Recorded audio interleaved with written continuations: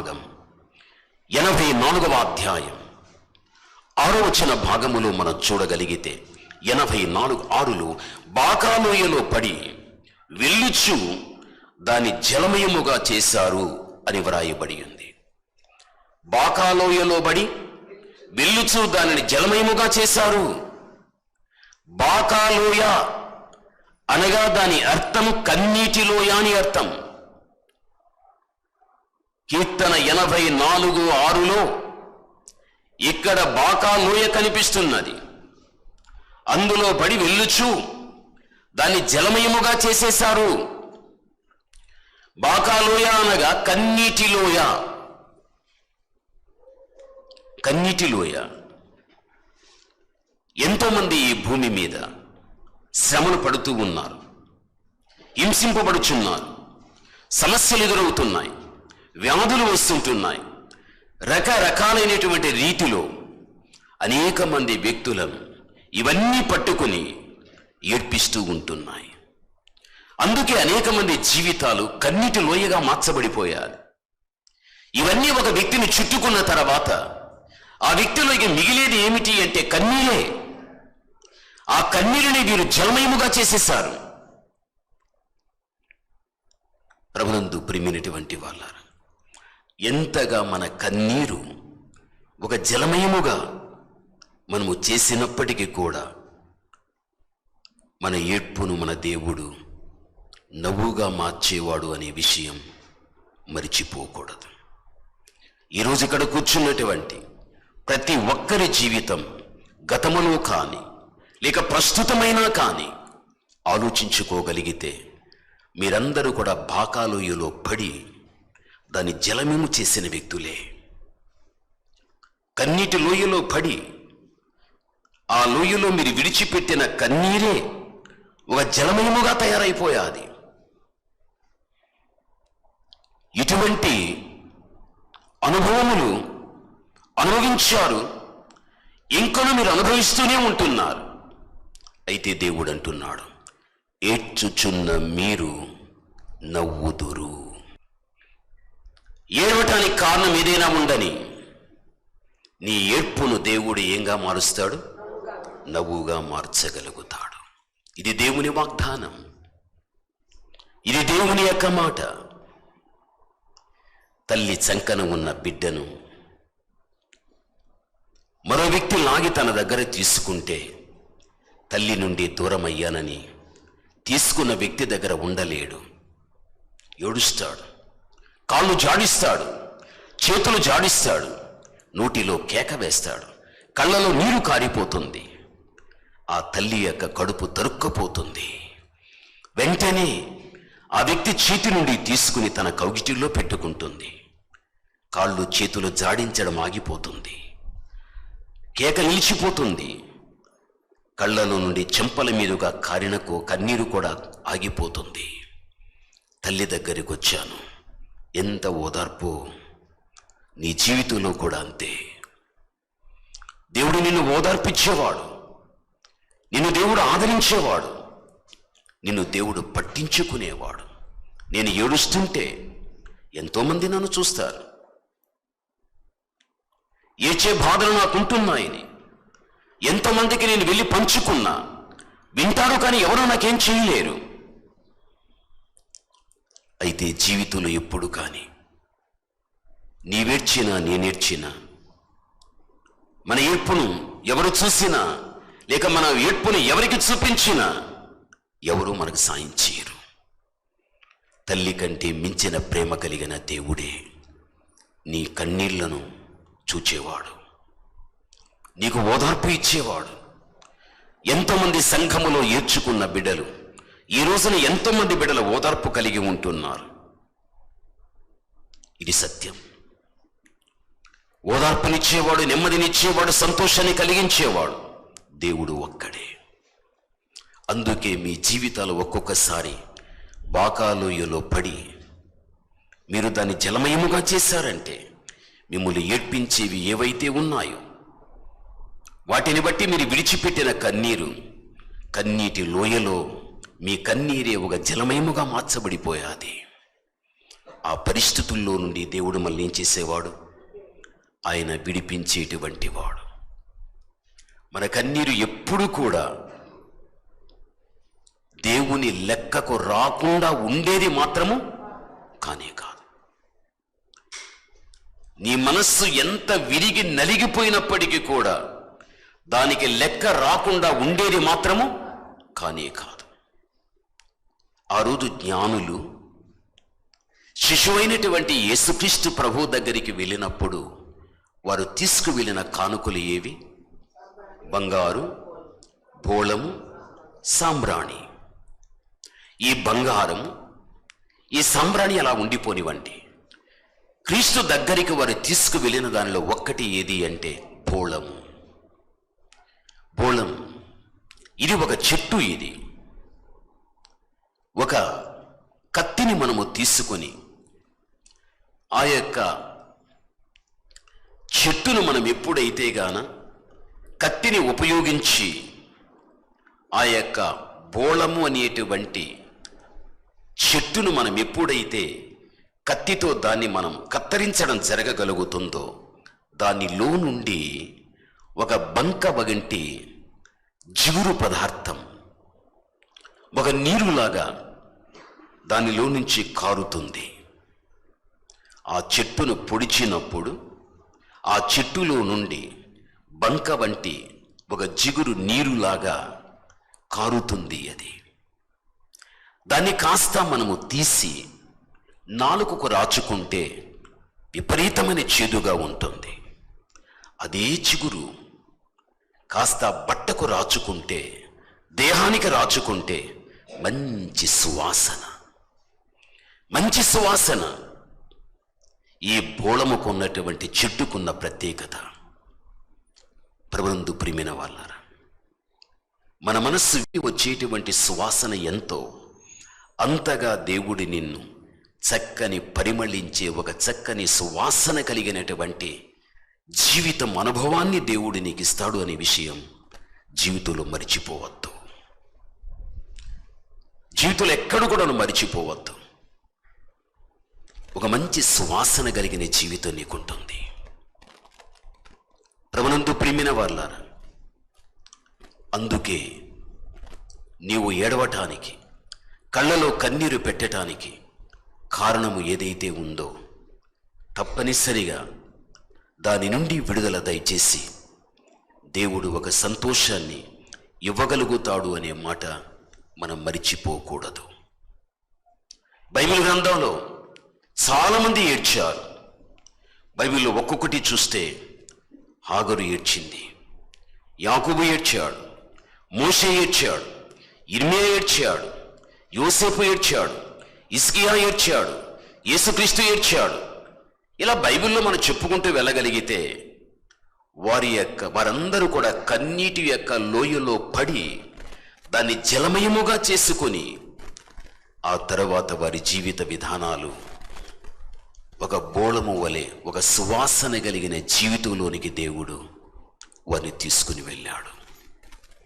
అందుకే మనకు క్రొత్త నిబంధన అయినా పాత నిబంధన అయినా భక్తుల జీవితాలు చూడగలిగితే వారందరూ కూడా బాకాలోయ, కన్నీటి లోయ, అందులో వారు పడి జీవితాన్ని సాగిస్తూ విడిచిపెట్టిన కన్నీరే జలమయముగా వారు చేసుకోగలిగారు. ఆ అనుభవమే ఒక రోజున వారి జీవిత భవిష్యత్తుకు ఒక ఆశీర్వాదములోనికి తీసుకువెళ్ళినట్లు బైబిల్ గ్రంథంలో మనం చూస్తూ ఉంటున్నాం. గమనించాలి, మన కన్నీరు ఎక్కడ కానీ దేవునికి లెక్క రాకుండా ఉండునటువంటిది కానే కాదు.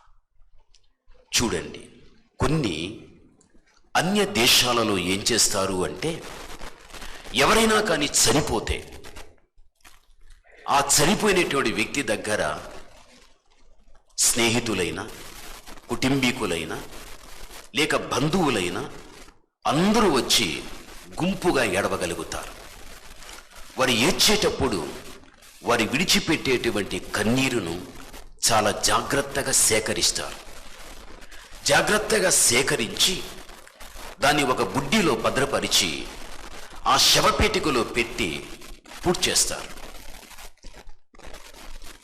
ఎందుకు ఆ విధంగా చేస్తారు అంటే, ఆ శవపేటికలో పెట్టినటువంటి ఏడ్చినటువంటి వ్యక్తుల యొక్క కన్నీటినన్నింటినీ కూడా సేకరించి దానిలో పెట్టి భూస్థాపన చేసిన తర్వాత వారికి ఉన్న నమ్మకము ఏమిటి అంటే, ఆ కన్నీరు వారికి మోక్షాన్ని కలిగించేటువంటి శక్తివంతమైన రీతిగా ఆ కన్నీళ్లు ఉపయోగపడుతాయి అని ఆ శవపేటికలో పెట్టేస్తారు. మోక్షాన్ని ఇవ్వగలుగుతుంది, మోక్ష ద్వారాన్ని ఈ వ్యక్తికి తెరిపిస్తుంది అని. ఇవన్నీ కూడా అనేకమైన అన్య దేశాలలో పురాతన కాలాలలో ఇవి చేసేవారు. ఇప్పుడు కూడా కొద్దిమంది మన ప్రాంతాల్లో ఉందో లేదో కానీ కొన్ని ప్రాంతాల్లో ఇది కూడా జరుగుతూనే ఉంటుంది. వారికున్న నమ్మకం, ఏడ్చేవారి కన్నీటిని సేకరించి శవపేటికలో భద్రపరిచి దాన్ని పెట్టినప్పుడు వీరికి మోక్షం దొరుకుతుంది. ఈ వ్యక్తి చచ్చిపోయి ఎడబాటే మాకు దుఃఖాన్ని కలిగించినప్పటికీ కూడా ఈ వ్యక్తి తప్పనిసరిగా మోక్షానికి వెళ్ళగలుగుతాడు మేము విడిచిన కన్నీటి ద్వారా. ఒక నమ్మకం. నీ జీవితంలో కూడా అదే ఒక నమ్మకం. నా కళ్ళలో నేను విడిచిపెట్టిన కన్నీరు ఒక శక్తివంతమైన కార్యం బ్రతుకు దినాల్లో చేస్తుంది. ఒక నమ్మకం నీకు ఉండాలి, ఒక విశ్వాసం అనేది నీకు ఉండాలి. నీ విడిచే కన్నీరు నీకు లెక్కకు రాకపోవచ్చు. నీవెవరి దగ్గర అయితే గాన శక్తి కొలది ఏడ్చి నీ ఏడ్పునంత ఇతరులకు చెప్పుకోగలుగుతావో వారు దాన్ని లెక్క చేయకుండా పడు నీ బాధ ఏమిటో, ఏడ్చి నువ్వు ఎంతవరకు ఏడుస్తావో, నువ్వు ఎంతవరకు నలుగుతావో నలుగు. మానసికంగా నేను కృంగదీసేటువంటి వారు ఎంతో మంది వ్యక్తులు నీవింకా కృంగిపోయేటప్పుడు వారు ఎంతో సంతోషించేవారు కూడా ఎంతో మంది ఉంటారు. అయితే వారి దృష్టికి నీ కన్నీళ్లు లెక్కకు రాకపోయినా, నీ విడిచిన కన్నీరు నీకు కూడా లెక్కకు రాకపోయినా, నీ విడిచిన కన్నీరు ఎవరి లెక్కకు వస్తుంది? దేవుని లెక్కకు. అందుకే ఏడ్చుచున్న మీరు నవ్వుదురు, నవ్వగలుగుతారు. ప్రభునందు ప్రియమైనటువంటి వాళ్ళారు, ఇంకా ప్రస్తుత లోకంలో మన ప్రాంతంలో లేకపోయినా బయట ప్రాంతాల్లో ఇప్పుడు కూడా జరిగే విషయాలు ఏంటి తెలుసా? ఎవరైనా ఒక వ్యక్తికి దీర్ఘవ్యాధి పట్టుకుంటే ఆ దీర్ఘవ్యాధి పోగొట్టుకోవటానికి ఎన్ని హాస్పిటల్కు వెళ్ళినా, ఎంతమంది వైద్యుల దగ్గరికి వెళ్ళి చూపించినా ఇంకా చివరికి దేవుడే కాపాడాలని వారు వదిలేస్తారు. డాక్టర్లు వదిలేసి ఆ మాట అన్న తర్వాత ఇంకా వారు పూర్తిగా దేవుని పైన ఆధారపడతారు. అప్పుడు ఆ దీర్ఘవ్యాధి కలిగి ఇక మరణమనే అంచుల్లోనికి వెళ్ళి ఆ వ్యక్తి విషయమై తన మీద ఎవరైతే ప్రేమ కలిగి ఉంటారో ఆ ఇంటిలో ఉన్న వారందరూ కూడా ఏం చేస్తారు అంటే ఏడ్చుతారు. వారు ఏడ్చి వారి కన్నీలను ఏం చేస్తారంటే చాలా జాగ్రత్తగా దాన్ని తీసి దాన్ని భద్రపరిచి ఆ కన్నీళ్లను ఏం చేస్తారంటే ఆ వ్యక్తికి తాపిస్తారు. ఆ వ్యాధి కలిగిన ఆ రోగికి ఒక మందులాగా దాన్ని తాపించగలుగుతారు. ఎందుకు అంటే ఆ కన్నీరు వ్యాధిలో ఉన్న వ్యక్తికి తాపించగలిగితే అది ఒక ఔషధములుగా ఆ వ్యక్తిలో పనిచేసి ఆ కన్నీటిని చూచిన దేవుడు ఆ వ్యక్తి మీద కనికరమును చూపించి వ్యాధిని తొలగించి ఆరోగ్యాన్ని ఇచ్చి ఆ వ్యక్తిని బ్రతకనిచ్చగలుగుతాడు అని ఈ రోజుకు కూడా అనేకమైన ప్రాంతాలలో ఈ పనులు జరుగుతూ ఉన్నాయి. ప్రభునందు ప్రియమైన వాళ్ళరా, మన పరిసర ప్రాంతాల్లో అది లేకపోవచ్చు, మనం చూడకపోవచ్చు, వినకపోవచ్చు, కానీ అనేకమైన స్థలాలలో ఈ విధమైనటువంటి నమ్మకాన్ని కలిగి ఈ పనులు చేసేవారు కూడా ఎంతోమంది మనకు కనిపిస్తూ ఉంటున్నారు. గమనించవలసిన విషయం, వారికున్న విశ్వాసం, వారికున్న నమ్మకం అంత గొప్పది. అయితే ఈ రోజున నువ్వు దేవుని కుమారుడవు, నువ్వు దేవుని కుమార్తెవు. నీ జీవితంలో ఇప్పటికే ఎంతో ఏడ్చేశావు, ఎంతో ఏడ్చావు. ఇంకా ఏడవాలని అనుకున్నప్పటికీ కూడా నీ కళ్ళలో నీళ్లు లేవు, నీ కళ్ళలో నీళ్లు లేవు. అయిపోయాయి అవన్నీ కూడా ఏడ్చి ఏడుపు మాత్రమే నీ ముఖములో కనిపిస్తుంది, మనస్సు మాత్రమే లోపల నలిగిపోయి ఉంటుంది. అయితే కొంతమంది ఏడుస్తారు కానీ కళ్ళలో నీళ్లు రావు. ఎందుకు అంటే వారు ఏడ్చి వారి కళ్ళలో నీళ్లు అయిపోయి ఉంటాయి, ఇంకా రావు వారికి. ఇంకా వారి ఏడ్పంతా కూడా లోపలే. లోపలే అది. అయినా పరమ తండ్రి అయినటువంటి దేవాతి దేవుడు మనం విడిచిపెట్టే కన్నీరు అని లెక్కకు వస్తాయి, అని లెక్కకు రాగలుగుతాయి. ప్రభునందు ప్రియమైనటువంటి వాళ్ళారా, దానికి దేవుని దగ్గర మనకు ఒక మంచి ఫలితం ఉంది, ఒక మంచి జవాబు దేవుని దగ్గర మనకుంది అనే విషయం నువ్వు మర్చిపోవద్దు. బైబిల్లో చూడు, ఒక మాట మనకు చెప్పబడుచు ఉంటున్నది. పరిశుద్ధ గ్రంథంలో మనము చూడగలిగినట్లయితే ఆదికాండం 21వ అధ్యాయం 16వ వచన భాగములో చూస్తే అక్కడ హాగరు తన బిడ్డ ఇద్దరు కూడా కన్నీరు పెట్టగలిగారు. ఆ కన్నీటి ద్వారా ఏమైందంటే పరలోకం నుండి దూత దిగొచ్చేసింది. దిగివచ్చి ఏం చేసింది అంటే నీళ్ల ఊటను చూపించగలిగాది. హాగరు ఆ నీళ్లను తిత్తిలో నింపుకొని ఆ బిడ్డకు త్రాగనిచ్చినట్లుగా 21:16 మనకు కనిపిస్తూ ఉంది. చూడండి, అబ్రహాము మహా గొప్ప ధనవంతుడు. పరిస్థితులను బట్టి హాగరును బిడ్డను అరణ్యానికి పంపివేయడం జరిగాది. పరిస్థితులు అలా ఉండగలిగాయి. అప్పుడు ఆహారాన్ని, నీళ్ళ తిత్తిని మాత్రమే హాగరుకి ఇచ్చి పంపేశాడు. ఆహారం అయిపోయింది, నీళ్లు అయిపోయాయి. ఇంకా వెంటనే దేహానికి ఏది అవసరమై ఉన్నదో ఆహారము నీళ్లు కొదువైపోయిన తర్వాత హాగరు ఏడుస్తూ ఉంది, బిడ్డ కూడా ఏడుస్తూ ఉంటున్నారు. తల్లి కన్నీళ్లను దేవుడు చూశాడు.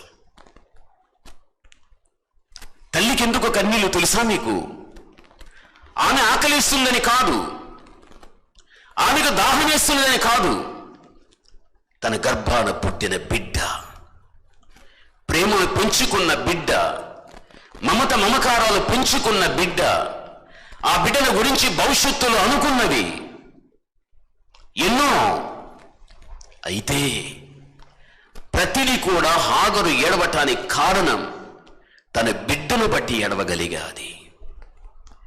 నా బిడ్డకి ఆహారము లేదు, నా బిడ్డకి రోజు నీళ్లు లేదు, నా బిడ్డ ఇక ఏడ్పు నేను చూడలేకపోతున్నా, నా బిడ్డ బాధ నేను తట్టుకోలేకపోతున్నా, ఎందుకు ఈ పరిస్థితి వచ్చింది? ఏడ్చాది, ఏడ్చాది, ఏడ్చాది, ఏడ్చాది. ఆమె విడిచిన కన్నీరు పరలోకములో ఉండే దూతను భూమి మీదికి దింపేసింది. ఆ తల్లి విడిచిన కన్నీరు పరలోకంలో ఉండే దూతను తెప్పించేసేది భూమి మీదికి. ఆ దూత వచ్చి హాగరుకు కనిపించి దూత చెప్పే మాట, హాగరు చాలు, నీ ఏడ్పు చాలు, నిలిపివేసే, నీ కన్నీరు విడిచిపెట్టు, అదిగో అక్కడ నీళ్ల ఊట ఉంది కదా, అక్కడికి వెళ్ళిపో. ఏ తిత్తి ఖాళీ అయిపోయిందో ఆ తిత్తిని తీసుకువెళ్ళి ఆ ఊట దగ్గర తిత్తిని నీళ్లతో నింపుకొని బిడ్డకు ఇవ్వడం జరిగిపోయాది. బిడ్డ కన్నీరు ఆగిపోయాది. ఆ తల్లి, ఆ బిడ్డ ఆనందం, ఆ తల్లి, ఆ బిడ్డ యొక్క సంతోషం ఇక వర్ణించటానికి వీలు కానిది. ఎక్కడ నా బిడ్డ నాకు ఎడబాటు అవుతుందో, ఆ బిడ్డకు నేనెక్కడ ఎడబాటైపోతానో తట్టుకోలేని ఆ తల్లి యొక్క ప్రాణం తరుక్కుపోయాది. అయినా ఆమె అనుకున్నట్టుగా ఏమీ జరగలేదు. అక్కడ ఆమె విడిచిన కన్నీరు లెక్కకొచ్చింది దేవునికి. ఆ కన్నీరు తెప్పించింది దూతను. దూత వచ్చి తన బిడ్డకు న్యాయం చేసింది. ఆ బిడ్డను తిరిగి తల్లికిచ్చింది. పొందుకున్న ఆ తల్లి ఆనందం అవధులు లేరు, హద్దులు లేరు. అవధులు దాటిపోయాది, హద్దులు దాటిపోయాది. ఎంత సంతోషం! అమ్మా, అయ్యా, ఎన్నోసార్లు నీ గతంలో ఏడ్చావు, ఏడ్చావు, ఏడ్చావు. నీ ఏడ్పు నీ ఇంట్లో ఉండే నీ భర్తకు తెలుసు, నీ ఏడ్పు నీ భార్యకు తెలుసు, నీ ఏడ్పు నీ ఇంటిలో కలిసి ఉన్న వారికి తెలుసు. బయట ఎవరికి తెలియదు, ఎవరికి తెలియదు. అయితే మీకెలా తెలుసో నువ్వు నమ్మిన దేవునికి కూడా తెలుసు. ఆయనకి తెలుసు. దానికి ఆయన లెక్క కట్టడం అనేది జరగగలుగుతుంది. మన కన్నీరు ఒక గొప్ప అద్భుతం చేస్తుంది. జీవితంలోనూ మరిచిపోదందుకే ఏడ్చుచున్న మీరు నవ్వుదురు. మన దేవాతి దేవుడు ఆయన ఏడ్పును ఏంగా మార్చేవాడు? నవ్వుగా మార్చేవాడు. ఇంతవరకు నువ్వు ఏడ్చావు, ఇంతవరకు నువ్వు దుఃఖపడ్డావు, ఏడవకుండా జీవితాన్ని సాగించలేదు. ఒక తల్లికి పుట్టిన బిడ్డ తల్లి గర్భములో పడిన వెంటనే ఏడుస్తాడు. ఏడవకపోతే డాక్టర్లు బిడ్డను పైకెత్తి దెబ్బతీస్తారు, వాడు ఏడవాలి అని. అప్పుడే వాడు ఆరోగ్యవంతుడు, బ్రతికింపబడటానికి మూలమవుతుంది.